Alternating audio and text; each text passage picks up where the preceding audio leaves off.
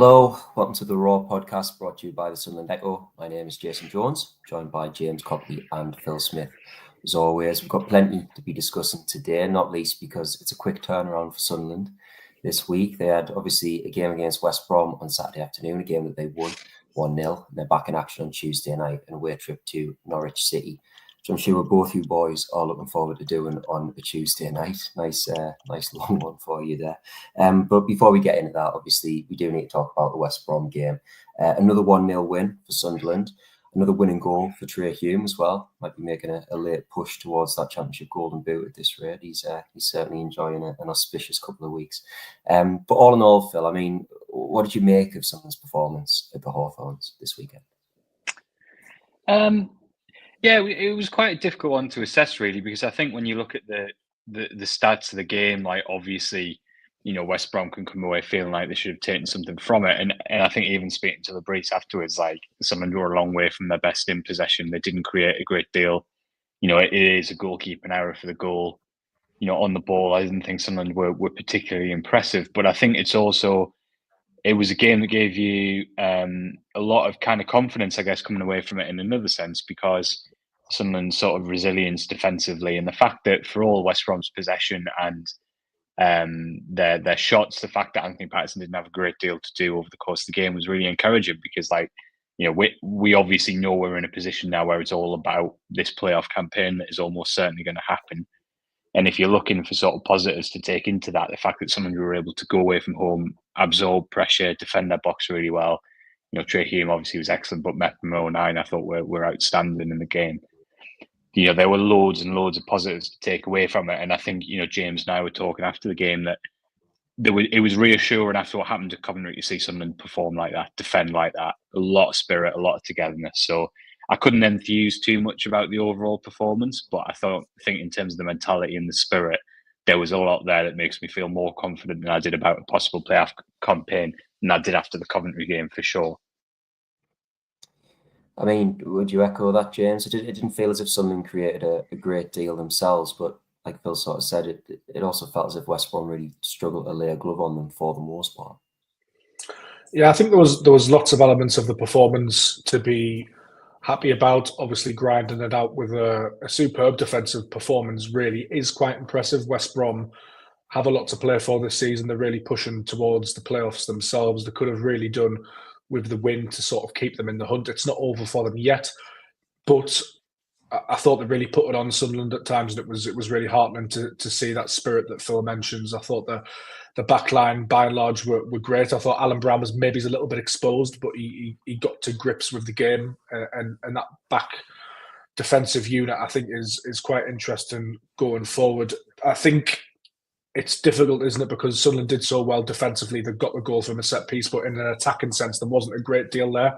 And I think heading into the playoffs, you'd like to see a little bit more. But we are greedy as fans, aren't we? Because I remember when Sunderland was scoring goals earlier on in the season, we were talking about, well, we never seem to make the best from set pieces and score from set pieces. And now we've won 2 games with 2 clean sheets, 2 set pieces. And now everyone's sort of going, well, we need to start scoring from open play. So it's funny how it works. But I think it was a really positive performance in a defensive sense. But I just hope Sunderland can click now in attacking wise coming into the playoff campaign.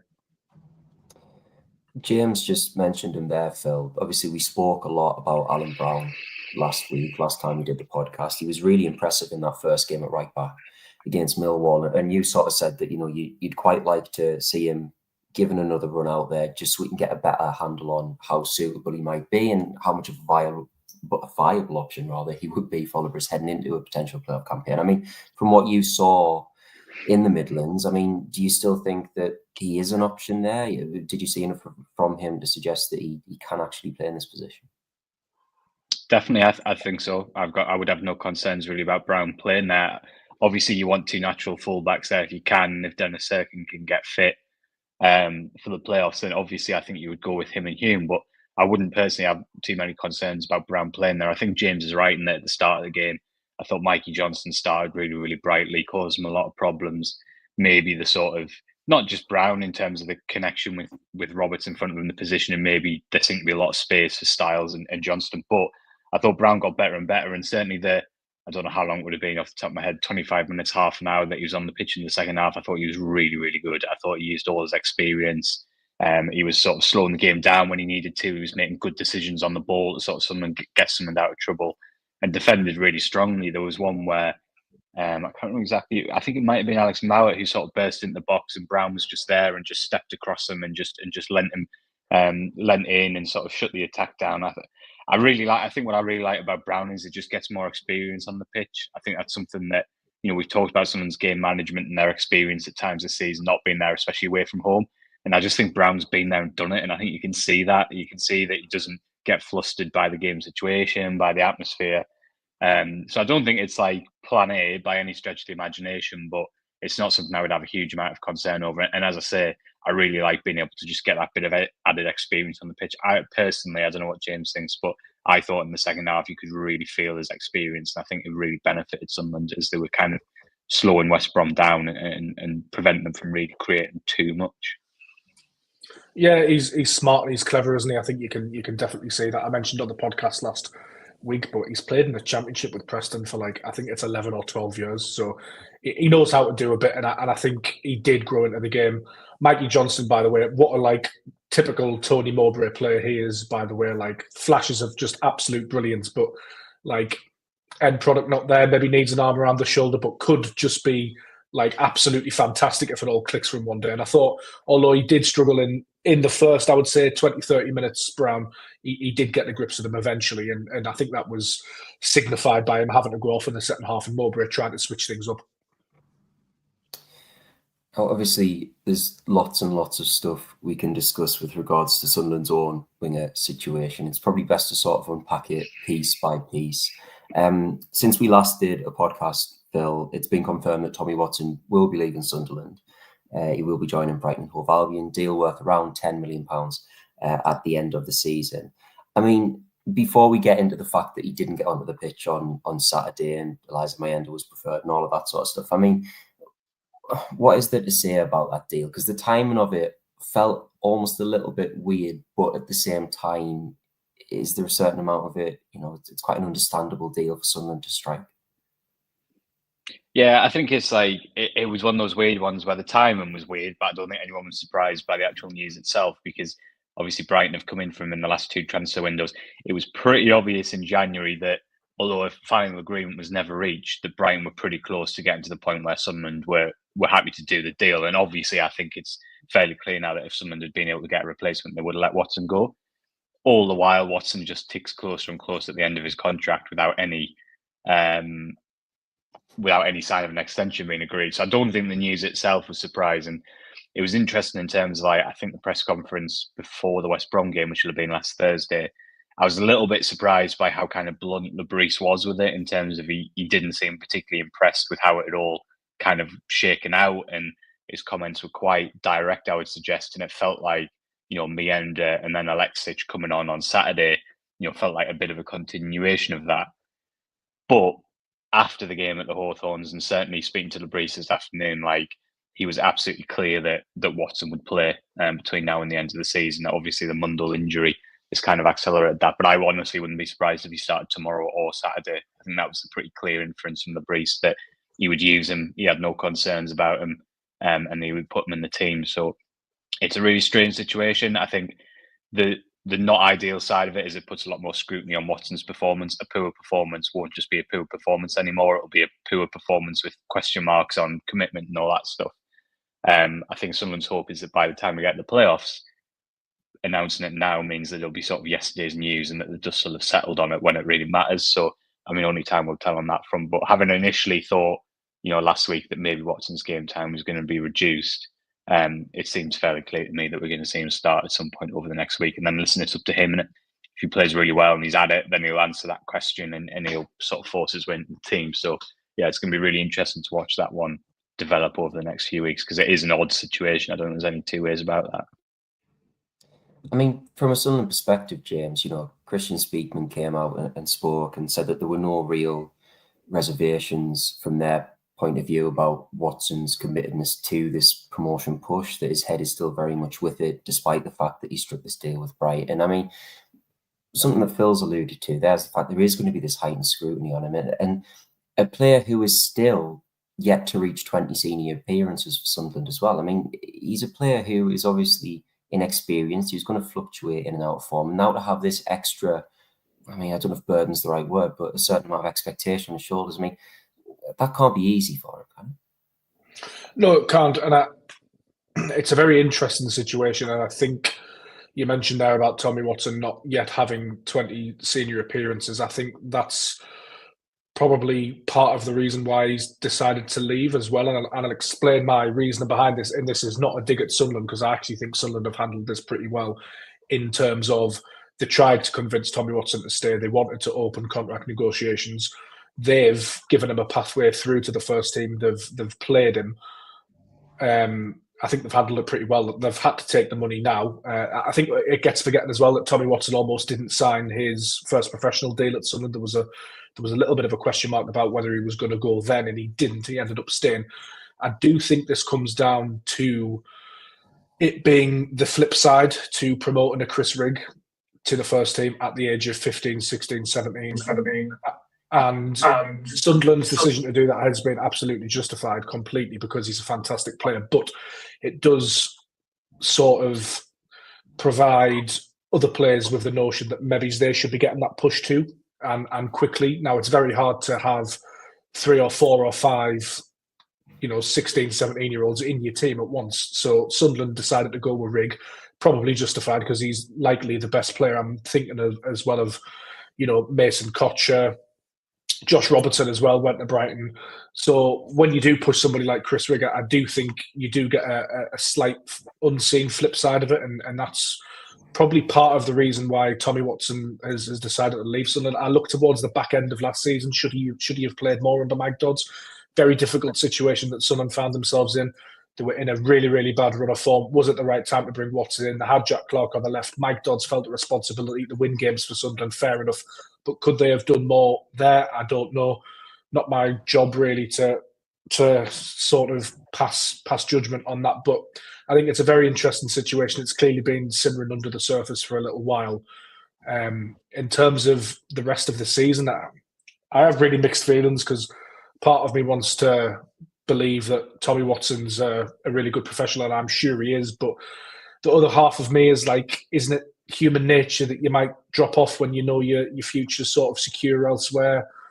I don't know. I'm not a professional footballer. I can't answer that. And I'm not questioning Tommy Watson. I just think there is a human nature element as well. And the situation as it is, I'm sure he's read some fans' comments, because understandably, some fans aren't going to be happy with his decision. And is that going to affect him? And he's a young lad just finding his way in life as well as football. So I think it's complicated. I think it's multi-layered, and it's an unfortunate situation. I don't think it's like terminal or anything like that. I think it can be worked through. But yeah, that's my 2 pence on it anyway.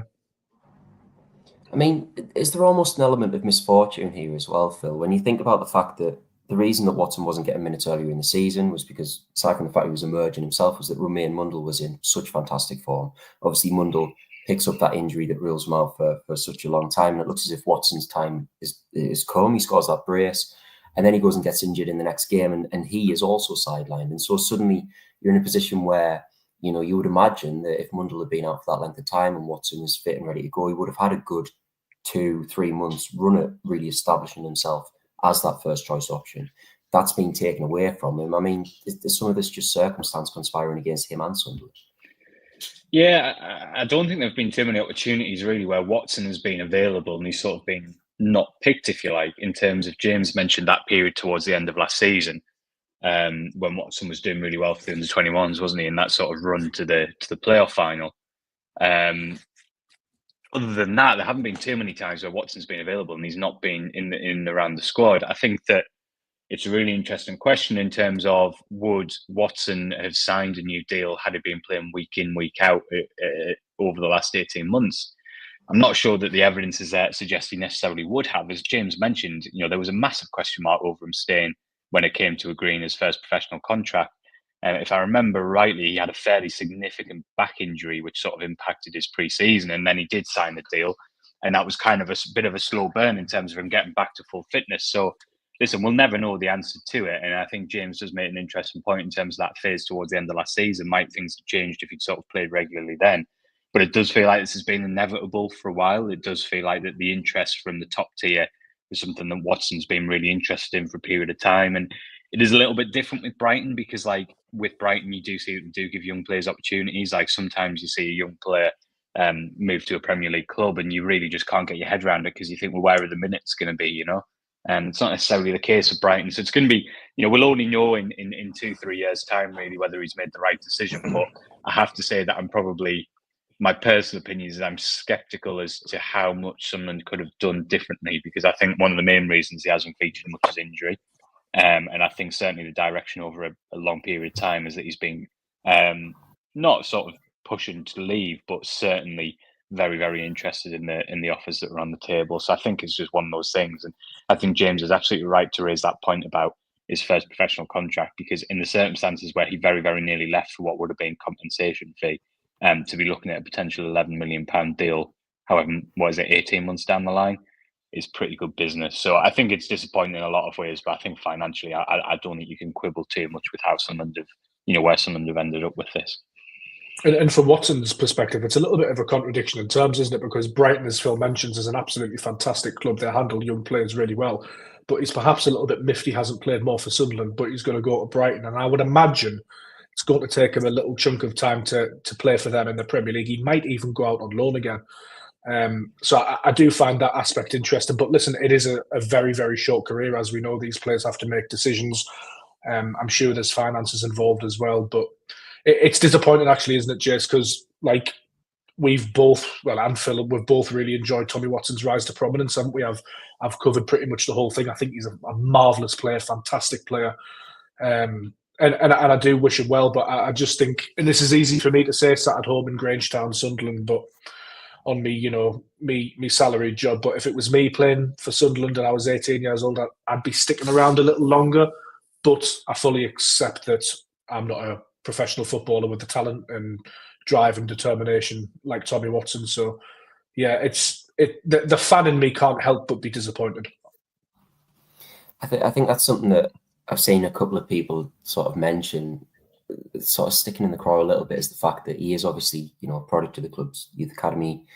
He came through and it was very much his boyhood team. And then Sunderland are on the brink of a potential return to the Premier League, and to sort of walk away from it now, I think there are a lot of Sunderland fans who are looking at it and sort of finding that a little bit difficult to digest, if you like, for the reasons that you just sort of mentioned there. But like you said, it's not always as simple as that, is it? You know, it's very easy to look at it from a sort of hypothetical fan perspective, but when it's your actual career and when you're sort of deciding where your aspirations lie and what you want to achieve, and especially contending with the fact that, you know, presuming Romaine Mundle doesn't go anywhere this summer, he could be facing up to another season where he's not necessarily getting the minutes that he wants. You know, it is a difficult decision, and I imagine it's a difficult decision that... Sorry, Phil. No, I was just going to say, I think the other layer of this as well is it's not all about Watson, it's about Sunderland. So Sunderland could have put their foot down and said, we're not entertaining any offers until the summer. That's the other thing.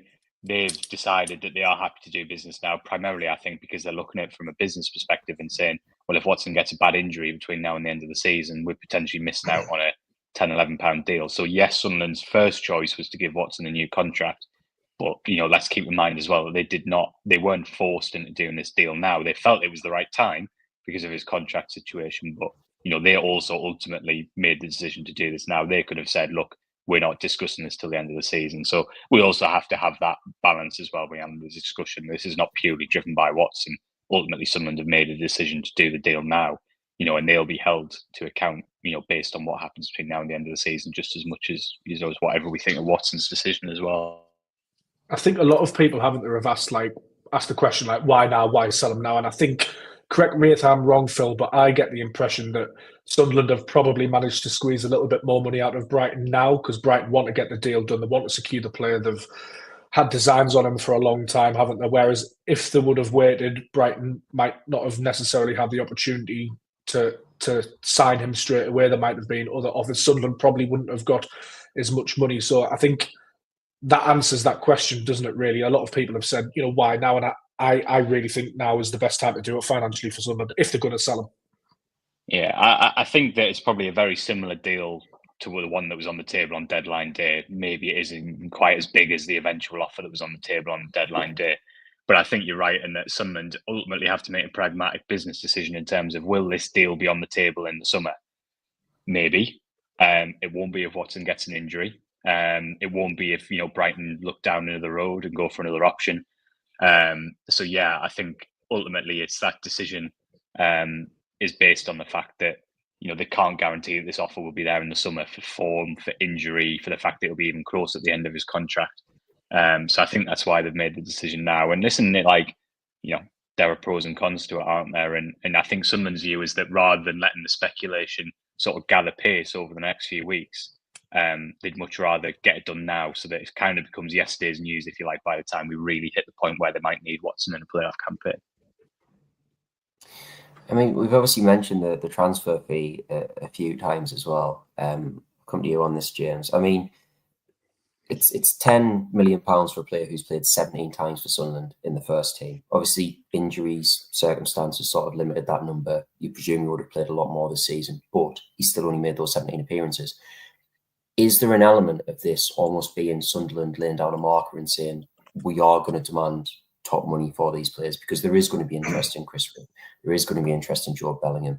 We've seen the reports. You can only assume they're going to gather pace, regardless of what division Sunderland are in next season. Does this suggest that Sunderland are going, actually, you know what, if you want these players, you are going to have to pay for them? Yeah, I think Sunderland do drive a hard bargain. I think the days of Sunderland sort of being rolled over in the transfer market have gone. I'm thinking back to the Premier League era where they would pay over the odds and wouldn't recoup any fees, would they? Hardly ever did Sunderland sell a player for money in the Premier League. Certainly didn't make a profit on them. They did it with Stewart, they did it with Jack Clark, the very much deals that have worked for the club. I feel quite confident in that aspect of the management. I do think throwing the tape forward, and a lot of this depends on obviously which division Sunderland's in, but we've sort of been led to believe and or have assumed perhaps that Sunderland will maybe sell one player a summer or one player a season to sort of to fund the club and to reinvest in the transfer market. But we've already had a big sale in Tommy Watson. Will there be another one in the summer? I would imagine so, because Joe Bellingham's that good that I think he could potentially go regardless of whether Sunderland get promoted to the Premier League. Chris Rigg, I feel, might stick around a little bit longer, but if massive money comes in, should Sunderland not get promoted to the Premier League, there would be clubs sniffing around Trey Hume and other players. So then it becomes a really, really interesting question of the ownership model, in a sense of how many players would the club sell or consider selling? Because before long, you might have a big chunk of change in your back pocket, but you've also got half a squad to rebuild. As Phil's dog barks or Jason's dog barks in the background completely throw me off. But I think this summer's going to be very interesting. We're both on mute, so I think. Well, I haven't got a dog here, so or a dog near you. I've just muted. I've just muted in response to the dog barking. So. But yeah, somebody please take the microphone off me, because I'm lost now. I'm going to start woofing. I mean, obviously, the next top. Well, obviously, the whole Watson debate is being shifted into a much sharper focus in some sense, because Romaine Mundle did pick up that injury against West Brom at the weekend. I mean, obviously, you spoke to Regis earlier today. I mean, what was the sort of message in there, and is there any expectation as to how long he could be out of action for? No, I mean, it doesn't sound great. It looks like he's going to see a specialist, so there's obviously a fairly significant issue. So I'm loath to speculate too much, but the brief was asked directly if Mundle's season might be over, and he did say there was a possibility. So I think it's obvious that we're not looking at a kind of a week or two issue. So especially then, you're already getting to the point where if he misses the Easter fixtures, which seems very likely, then it's going to be really hard, isn't it, for him to get any match time before the playoffs. So it's definitely not good news. And I think it just underlines the fact that Sunderland have to make the best of the situation with Watson. I don't think they can really afford to sort of, be too sort of. They need to show a bit of pragmatism, I think, because ultimately, as I said, they've made the decision to sell Watson. They've sanctioned this now. They need to get him involved, because even if we decide that because of the situation with Brighton, Watson maybe shouldn't be first choice and we should look to play Mendo more than Watson. It's not feasible really to imagine going through these 6 games with the size of the squad without using Watson. So that certainly seemed to be Labrisse's view as well. So yeah, it's something that I think they're going to have to prepare to be without Mundle for a while, and as such, I think they're going to have to use Watson. I mean, you've really got a feel for him, haven't you, James? He's been so unfortunate with injuries this season, but also, from the team's perspective, I think it's fair to say that Sunderland have consistently looked like a brighter attacking force when they do have the option of Romaine Mundle being able to cut in from that left-hand side onto his right foot and really sort of opening teams up in that way. Well, we ruined it, didn't we, on the last podcast by telling everybody that it's going to be fantastic and Sunderland are going to have Lefay playing in behind Isidore, Mundle on the left and Roberts on the right. But yeah, commentator's curse, I guess. But yeah, he's a very talented player. Disappointing to see him go out again with an injury. I suspect he could be a massive, massive player for us next season. And that's the sort of the question, isn't it? Depending on how serious is the injury is that if there's a chance, do you try and get him back for a playoff campaign, or even a playoff final, or do you just let him recuperate until the summer, get a full pre-season behind him and let him properly hit the ground running? I suspect they'll probably do the last of those two options. Just thinking of like when they rushed Adji Elisi back in the playoff semis against Luton. I know he wanted to play, but that didn't end too well really, and his injury issues have persisted. So I think just let him recover for me. But it is a massive blow to the team, I think, because he was starting to really find his feet again. Obviously, that goal against Preston, probably the goal of the season, actually, from just a general technical standpoint, it was absolutely marvellous. So yeah, gutted really for him. But I mean, as we've sort of mentioned, Phil, Sunderland do have options beyond Watson as well. Eliza Mendo was the man who came on at the weekend. He obviously won the free kick that Trey Hume scored the winning goal from and generally looked really bright. I mean, I know it's perhaps not his favoured position and arguably not even the position that Libris would ideally like to be playing him in. But given the way that he's come on this season, I mean, he is a real option for something, isn't he?